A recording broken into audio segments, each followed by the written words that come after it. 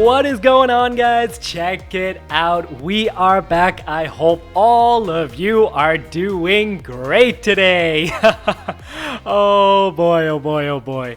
Check it out, guys. We are starting a hardcore series for the first time in my Minecraft career. That's right, guys. Hardcore. Oh man, that is crazy. And it's not just any hardcore map. Oh no. We are playing on a floating island map. The bedrock and oceans are removed entirely across the whole map, and you'll just find floating islands everywhere. Even the nether, guys, that is right. But you know what? Let's not get too ahead of ourselves. That will come very soon.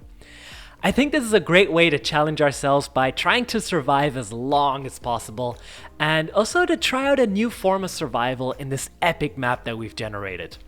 The floating islands are going to create a bunch of new problems that we have to solve together, and I think that this is going to bring a new dynamic into the game compared to all of the regular Let's Plays that you'll find on YouTube right now. Anyways, guys, let's take it away and let me go through all of the stuff that I've planned for this first episode, and of course the hardcore series in general. There are a few quirks which come with the map. Because we've removed the ocean floor and most of the stone that you'll find across the map, you will sometimes find some floating structures here and there scattered across the void. At first I thought to myself whether or not I should remove the generation of structures altogether, but that would have meant no villagers either. And I think that is just a huge part of the game that I don't want to cut out of the series just yet. And once I started playing on the map, you barely notice that they are there, and they also create some very interesting challenges. For example, on a normal map, you could pretty much just walk up to any desert temple with ease, go in there and loot the thing. Here, if you want to go and raid one, you have to daringly bridge across the void, always making sure that you keep pressing shift, and that there are no skeletons which could potentially snipe you off the edge. Cause this is hardcore, guys. We're not messing around. So for those who don't know the game mode, basically the game is locked at the hardest difficulty and you have one life. That's it.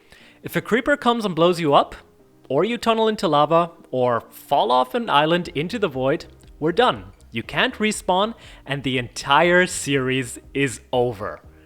But don't worry, guys, I'll try my best to keep this thing going as long as possible, because I think it's going to be a heck of a lot of fun to play this thing together with you guys.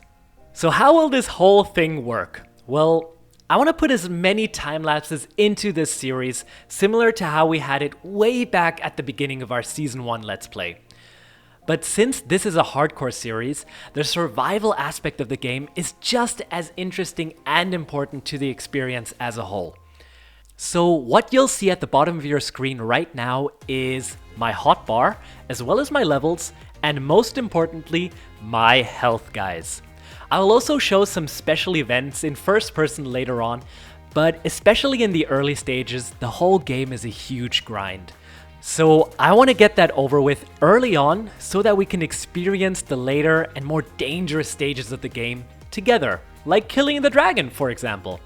But I think I'm getting way ahead of myself right now. Let's start off right at the beginning by punching some wood and gathering some stone to craft some stone tools. One very important thing to get done right at the start of the game was to gather some food. I started planting some wheat early on so that it could grow later, and was also eating the apples from the oak tree that I chopped down right at the beginning. I really wanted to gather some iron to craft some shears before it gets dark.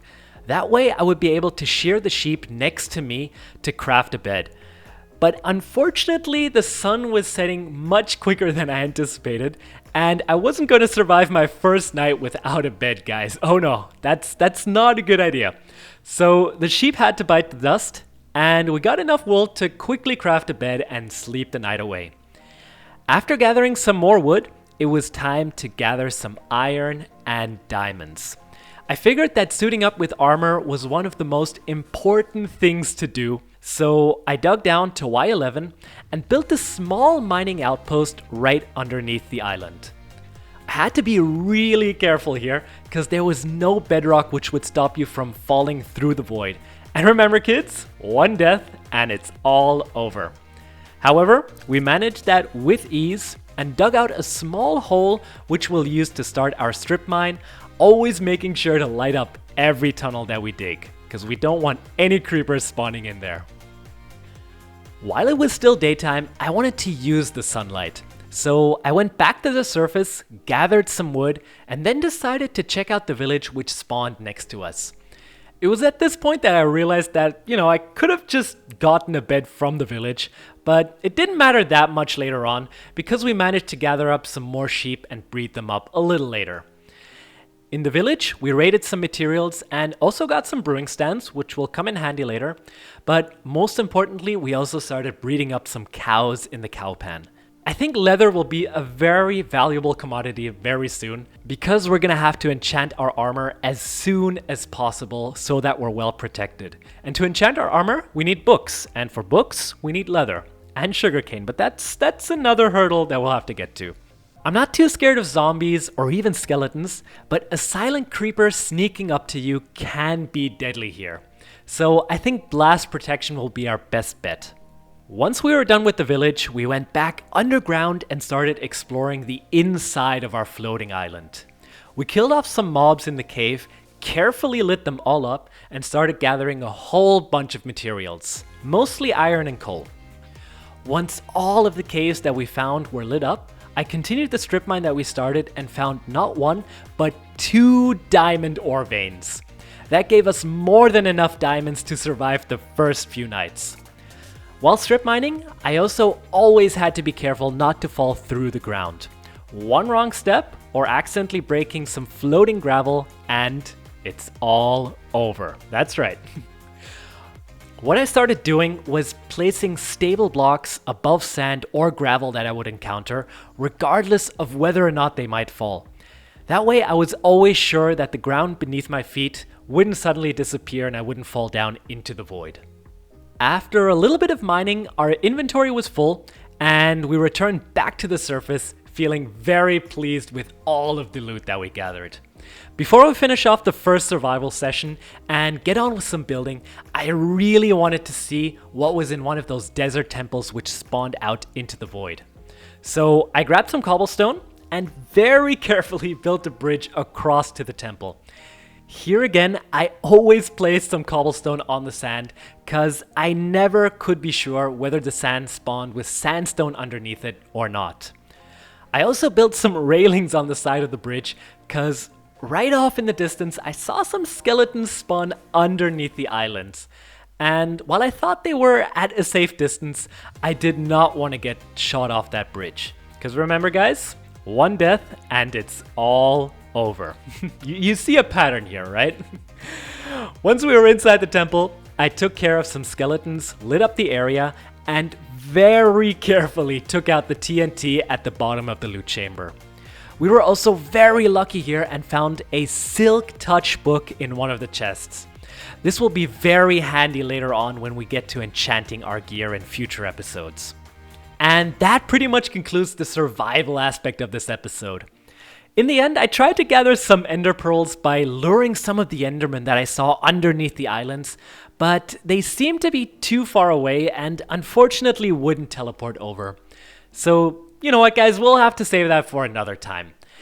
It was a lot of fun trying to survive these floating islands, and although my pinky really is starting to cramp up right now and my heart is racing, I am really pleased with what we achieved this episode and just had a blast playing this. So since we've collected all of these materials, it was time to now build a storage area for all of our stuff. Because my chests are already overflowing guys, it is not good. I built this little farm area incorporated with some barrels right at the bottom level, and I do like how it turned out. One major downside to living on a floating island is that your resources are incredibly limited. We spawned in on a savanna island, and we do have some sand which we can mine, but we only have one wood type right now. Well, 2 actually, if you count oak. But if we want any other type of wood, like spruce or dark oak or any type of, or birch maybe, we'll have to bridge hundreds of blocks across the void just to get to another biome. But you know what guys, that will happen very soon. I'm looking forward to that. And yeah, one thing which we will desperately need is sugarcane for our enchanting setup. but that will come in the next episode. One thing which I really want to incorporate into the series is a way of us interacting in a fun way so that you can experience this world just as much as I can. So I've come up with the idea to introduce something that I want to call hardcore challenges. Each time an episode comes out, you guys have the opportunity to suggest a challenge that I have to complete within the next episode.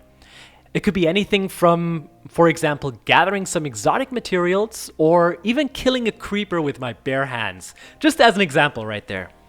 If you want to suggest your cool hardcore challenge, first of all, like this video, and then head on down into the comment section and leave me your challenge that you want me to complete. Get creative, guys, have fun, and I'm really looking forward to seeing what you guys come up with. So yeah, guys, the first episode of Minecraft Hardcore. I really had an absolute blast recording this episode, and I hope you guys enjoyed watching it just as much as I did. If you have any suggestions as to what we should do differently in future episodes, let me know, guys, in the comments section. I want to hear your feedback to what you think of this concept. I really want this to be a dynamic series where we can all share our ideas and have it develop over time to become something epic that we all enjoy playing together. However, guys, that is going to be from me. So have a good one, guys. Leave your hardcore challenges in the video description, and I will see you later.